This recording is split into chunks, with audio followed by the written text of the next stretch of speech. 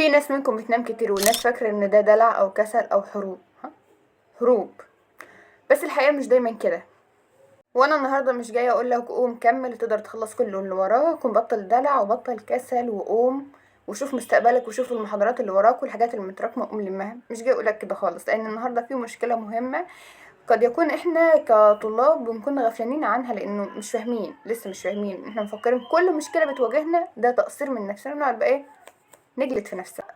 بس ده مش دايما حل عشان نزق نفسنا لقدام. ده مش دايما حل ان احنا نقعد نجلد في نفسنا، لا، بتبقى ساعات في مشاكل. انت عارف ايه المفروض تعمله، عارف كل حاجه وراك، بس انت حرفيا مش قادر، مع ان بتنام عدد ساعات كتير جدا، لكن بتصحى مش قادر، بتصحى مفيش طاقه، بتصحى مش قادر تذاكر، مش قادر تلم اللي وراك، مش عارف تعمل حاجه ومش عارف تبدا منين. لكن ده مش تقصير. اول حكم تصدره على نفسك نهايه اليوم ان انت فاشل وما قدرتش تعمل اي حاجه واليوم ضاع على الفاضي، تقعد بقى تعذب في نفسك اكتر وتروح تنام وتقول ان شاء الله بكره هصحى. ولكن بكره مش بتصحى، حتى لو صحيت مش قادر، حتى لو ظبطت المنبهات بتفصلها وترجع تنام تاني. طب ايه المشكله؟ انت عمال تتكلمي في حاجات كتيره بتحصل فعلا معايا. ايه المشكله وايه حلها؟ النوم الكتير اللي انت بتشكي منه ده ممكن يكون علامه مش سبب. يعني ايه علامه مش سبب؟ يعني ممكن يكون علامه انه انت تعبان جدا، جسمك مرهق، مفيش اي طاقه، النفسيه تعبانه، او في نقص في حاجه مهمه في جسمك زي فيتامين د. فيتامين د لو قل من جسمك هيخليك حاسس باكتئاب، نفسيتك تحت الصفر، مش قادر تعمل حاجة مع انه انت نفسك تعمل بس انت مش قادر.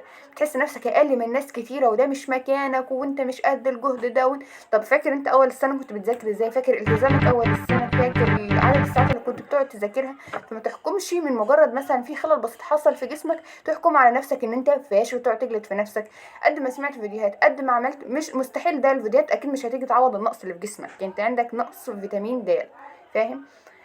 وانا بقول يعني 99% من الناس اللي بتبقى حاسه كده دي نقص فيتامين د، بعد جهد، بعد نشاط، بعد اجتهاد، بعد تعب، اكيد في الجسم حاجه قلت منه خلتك تحس وتوصل للمرحله اللي انت فيها حاليا، اللي انت بتنام حرفيا حتى لو قعدت تذاكر بتنام على الترابيزه. ونقص الفيتامين ده في جسمك هيخليك تحس بتقل في جسمك، هيخليك عندك خمول، عندك كسل، حتى لو انت نايم عدد ساعات كتيره. تحس دايما ان انت عايز تقعد في السرير، مش عايز تعمل اي حاجه، ودايما عايز تنام حتى لو انت نايم 8 9 10. فيتامين د مش مجرد فيتامين وخلاص، ده ليه علاقة مباشرة بالطاقة والمزاج والنفسية وانك تقوم. ونقصه في جسمك هيخليك تحس بان جسمك تقيل، عندك تقل في جسمك، مش قادر تتحرك، مزاجك دايما سيء، دايما بتفكر تفكير سلبي، دايما حاسس انك مكتئب، حاسس انه مش مكاني، حاسس انه تفكيرات دايما سلبية حواليك. حتى لو قعدت على الكتاب دايما مش قادر تركز، مش عارف، حاسس انه لا خلاص انا عايز انام، عايز اهرب، عايز ما مش عايز اواجه، انا تعبان، مش قادر. مع ان انت، طب انا عملت ايه علشان انا تعبان؟ انا ذاكرت قد ايه؟ ذاكرت لي 15 12 ساعه علشان حاسس بالتعب ده. لكن لازم تفهموا ان التعب هنا ملهوش اي علاقه بانه انا ذاكرت قد ايه امبارح او ذاكرت قد ايه النهارده. ده تراكمات، فانت تعبان، اكيد تعبت، استنزفت وطاقتك قلت. طبعا اكيد سوء تغذيه، اكيد كمان لو كنت بتهتم لا بنومك ولا باكلك ولا بشربك، فده كمان عوامل ساعدت انه فيتامين د ينقص من جسمك.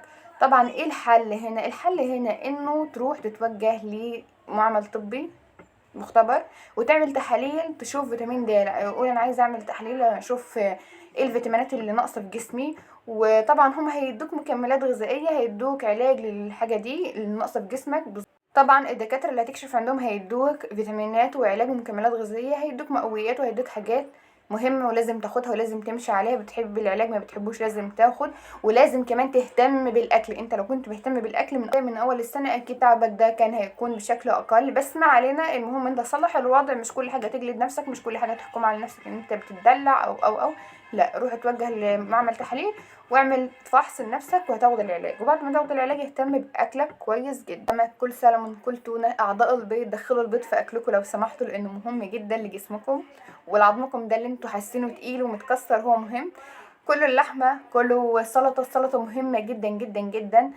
تخيلوا انه الفوائد والفيتامينات اللي في السلطه احنا محتاجينها بنسبه 50 او 55% في اليوم. فحتى لو انت عملت طبق السلطه وكلته مع اكله تاني وشربت العلاج ده مهم جدا، لانه يعتبر خدت 50% او 55% من الفيتامينات. وطبعا الكلام ده كله عرفته منين؟ عرفته لما بقيت بدرس وبعمل. فانا اكتشفت انه اللي كان حاصل معايا ايام ثانوي ده ما كانش نقص جهد مني او دلع او تعب او مش عارفه ايه، ده كان نقص فيتامين د وكان نقص واضح جدا. انا من الناس اللي كنت لا بهتم باكلي ولا بشربي، اهم حاجه اذاكر وبس. اذاكر واشرب ميه وبس. وصح على سيره الميه، اشربوا ميه كتير لان الميه بتنشط الدوره الدمويه، خصوصا لو انتوا بتذاكروا بالليل او بتذاكروا الوقت متاخر. اشربوا ميه كتير واهتموا باكلكم واهتموا بصحتكم. تمام. معلومه اضافيه، يعني العيش اللي احنا بنقعد ناكله ده، انا باكل، ما انا باكل بالخمس ترغيف عيش وباكل العيش حرفيا. احنا مش عايزين غير 2% بس من العيش في اليوم، فبطل تاكل عيش على الفاضي من غير فايده، يعني كل حاجات مفيده.